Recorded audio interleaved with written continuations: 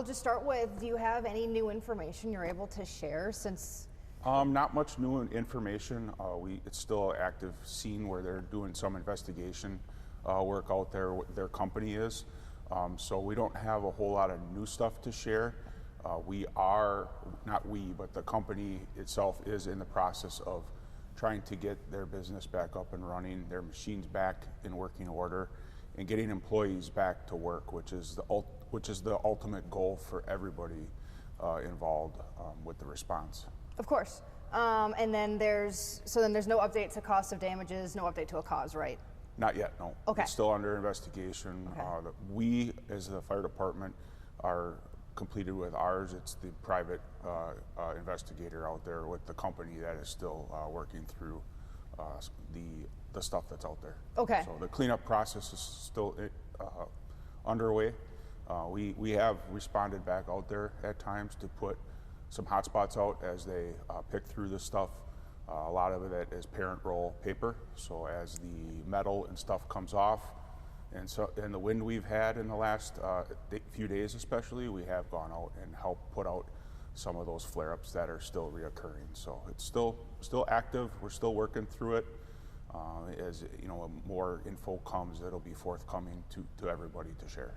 Okay. And then I don't know if you can answer this or not, but during the presser, you guys predicted that you would find a cause within a few weeks, and now it'll be a few months. Yeah. Can you explain why that is? Yeah, it's been a very methodical approach to looking at everything from the top down. We really hit the brakes after we realized we had a 320,000 square foot warehouse storage facility. And we really wanted to make sure that all parties involved that had interest in the investigation and interest in figuring out what happened were able to come, look at it, get the information, and process that stuff as we got it. So we're working through that yet. They're methodically pulling all the remains out of there with the parent paper rolls. There's machinery in there. There's forklifts in there. So it's all taking time. We're doing it the right way. We're doing it in an approach that I think in the end everybody will have the information that they need. They'll be able to process the information. I think right now there's a lot of that going on. There's a lot of the processing of everything we've collected. And now we have to put something together to give out to everybody, to the information that everybody's looking for in a right and accurate way. Okay. And then I just want to take you back to that morning. Obviously it was crazy with the snowstorm. Yep. What was going through your mind when you first pulled up to the fire? So I was at home getting ready to come into work. The call came in, and when the call came in, it's one of those, oh boy, because we all know the facilities in our area.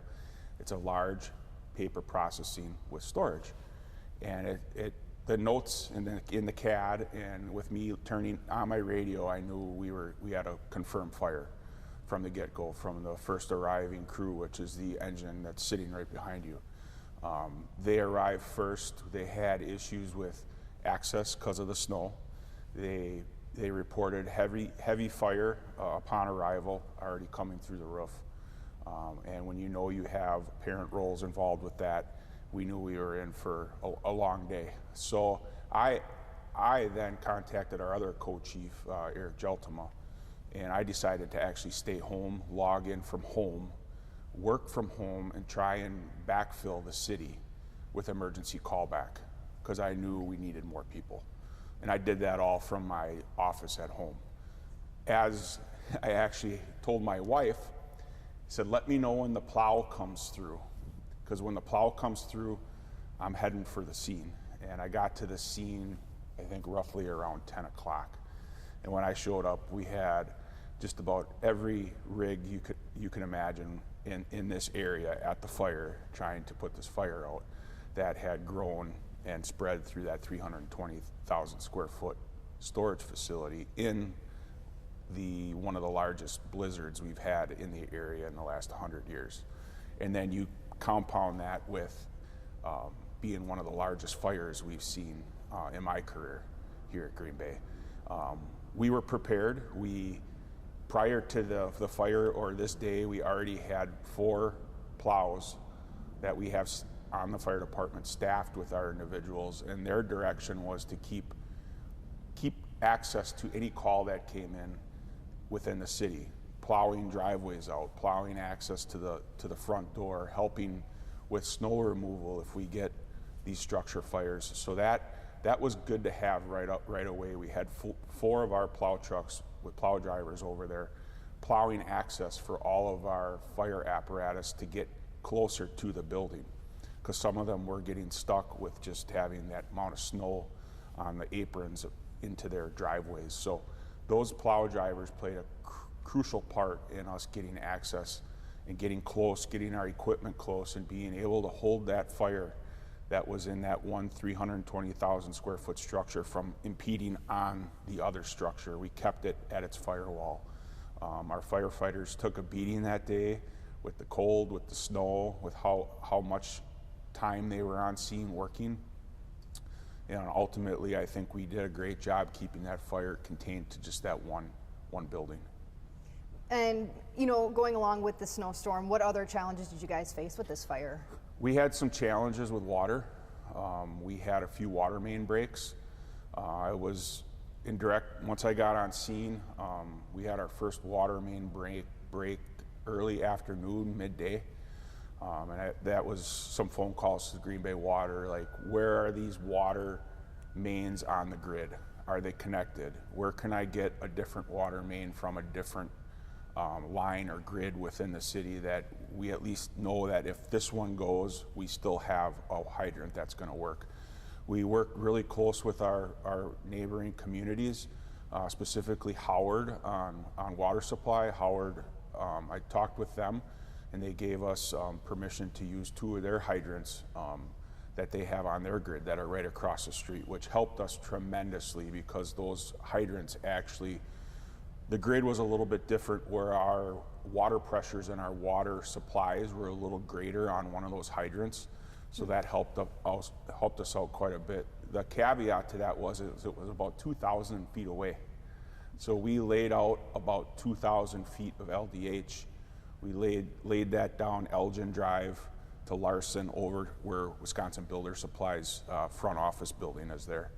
So the time that took, and the manpower that took, and the resources that took too, was challenging. In a snowstorm, roads are full of ice, everything's slippery, everything's cold, you're wet. You know, those conditions really impact our people when they're on scene for long durations. Yeah. Yeah. I can't imagine. Yeah. How much water did you guys end up using? Any idea? We're still calculating that with water flows. We are finishing up our reports for this. After every structure fire, doesn't matter how big or small, even training, we submit water usage reports to Green Bay Water. So now that we have all those forms submitted, we can go through and add up and tabulate all that water that was used for the fire. Okay. And then actually, going back to when you first got the call, you were at home. Did you know that there was nobody in the warehouse, that they shut it down because of the weather? Not at that time, no. Okay, no. so you probably had in your mind, holy Yeah. crap, Yep. this could be really bad. This could be really bad, and you know, kudos to Greg Sintas, the owner there at Green Bay Converting, because he recognized that we had a really severe weather event coming, and he chose to allow his employees to stay home that day. And I think that ultimately saved some lives, because had that business been up and running and people been on forklifts or been in that warehouse or anywhere in that 320,000 square foot structure, I don't know if they would have all gotten out. So A snowstorm, blessing and a curse, right? yeah, yes. Yeah. You know, what do you have to say about your crew and other crews and how hard they worked with this? We can't thank everybody enough that helped out with this, from the local fire departments to fire departments that came from other counties, sending resources, manpower, a Green Bay Water Utility, DPW, Green Bay DPW, our dispatch center was phenomenal. They were overloaded with calls, not just related to this, but we had a major snowstorm going on. Our dispatch center knocked it out of the park, did a phenomenal job of maintaining order within the county and getting us all the resources we have. Because every time we click the mic to dispatch, we usually need something. And when we need something, they get it for us. They find it. They were awesome. We can't thank everyone enough. Like I said, the Department of Public Works from De Pere was able to escort and plow a fuel truck up to get to the scene to refuel all our vehicles. It's just stuff you don't think about when you're on scene for, some of our stuff was on scene for 2 weeks. The stuff needs to be refueled. We had the command vehicle brought out that has a generator on it. We set up pretty much our offices in there for 2 weeks and worked out of this brand new rig that's sitting right behind you too. So the MABUS system is what we always lean on for calls like this, these large calls that draw a lot of resources out of the city, out of the county, out of neighboring counties, and it worked flawless. Working hand in hand with Chris Holhol from Ledgeview and Joe Dahl from Greenleaf managing the county, just making sure that not only was our scene at Green Bay converting taken care of, but maintaining order and maintaining responses in the county, because we still have other structure fires to go to. We still have car accidents, everything that goes with blizzards and just day-to-day operations. So, it worked, and it's nice to see, and it's nice to see the partnerships and the willingness from everybody to help get their resources here, get their people here, allow them to stay here for long durations of time, because they still have a fire department to run too. Not only that, but everybody they called back in to their departments and their resources and their paid on calls that came in to stand up the rest of the county. It was great to see. Yeah, absolutely amazing work by you guys. That's insane. Yeah. What did you learn from this? And if you could do anything different, would you do anything different? Do anything different?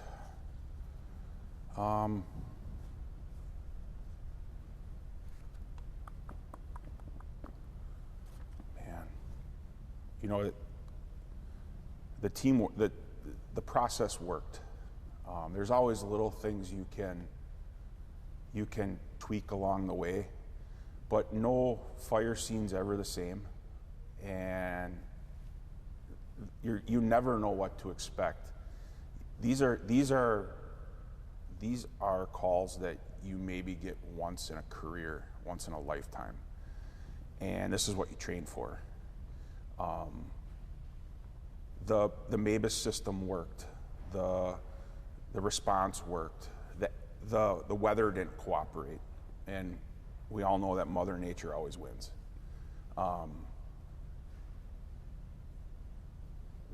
We didn't have a lot of roadblocks other than just the sheer size of this fire, and we threw every resource we could at it. We had a water problem. We fixed it. We looked for alternate options, and we had it. We had other hydrants to grab.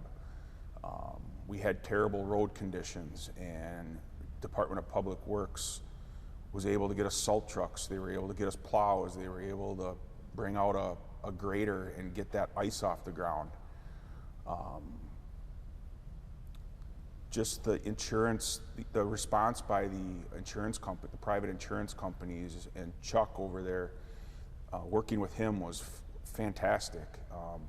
We identified, based off of some prior fires in the country, that we need to take our time with this. We need to really slow down. We need to figure out and not damage potential evidence that could be in here. So we slowed that down and made sure we methodically went through that. We had our drone team up recording as soon as we could, so we had everything documented. Our fire marshals, we had just about all of them out there splitting up duties and documenting things. We even purchased some e-tablets, electronic tablets, to make sure we captured all the notes that were being taken, because you lose that one crucial piece of paper. We've all done it. Where did I put that with that phone number on it? You can't find it. we even went that far to make sure that everything that our marshals and our investigators were documenting was saved on an electric tablet right back to their OneDrive. To say there was a major hiccup, no. Like the biggest hiccup was the weather, and I think we overcame that. We were able to rehab our people. We were able to procure a building next door that Green Bay Converting owned, where our firefighters could go in and warm up, grab something quick to eat and drink, because some of them were there for 12 to 24 hours. Had the ability for us to have facilities and that warm place to go. Green Bay Transit sent 2 buses over that we requested for us to have a temporary place to go until we were able to figure out a permanent place. Like, it all worked, and all the department heads in every municipality were great to work with. Were willing to get us what we wanted. The construction companies that came out were great to work with. Tisler Salvage, they're still there. They're the one. They're picking it apart. And, it was a great response. It's great to see after you train and try and beat this into your brain and your muscle memory that it all comes out in the time you need it. So I don't know that there really is. There's always little things to learn, but there's nothing major that sticks out. Yeah. Wow, Yeah. that's crazy. Yeah. Did you think that it was a challenge not having a designated fire chief, or did you navigate that pretty well, would you say? We navigated that really well. The other co-chief, Eric Jaltema, he's actually at a conference this week. Otherwise, he'd be out here and we could both answer to it. But I know he'd agree with everything that I would say. That him and I, we got hired pretty close together within 6 months. We've been on this department training. We know each other very well. When our chief left, they named us co-chiefs, and I knew immediately there was going to be no issues. We operate under the keep each other informed. Let's make decisions together. Like I said, I was at home, and when this call dropped, we were on the phone with one another within minutes. He responded right away to the scene, was able to get there, and he was my lifeline to what was going on and what they needed there. And then my battalion chiefs in the battalion's office were my lifeline to what they needed to staff the city. We have a chain of command, and we have an incident command structure. It's another thing we've trained on, and you get to use it daily on the fire ground. But big scenes like this, you really fill out a robust ICS system, and you just use it. You use your chain of command, and you make decisions in a unified command structure that are in the best interest for everybody involved. We had the EOC stood up with Brown County Emergency Management, Green Bay PD, DPW. So we had all those channels there, and we communicated and we made decisions. We didn't make decisions on our own. We made them together, and there was no issues at all with having the both of us leading the fire department. Good. That's good to hear. Yeah.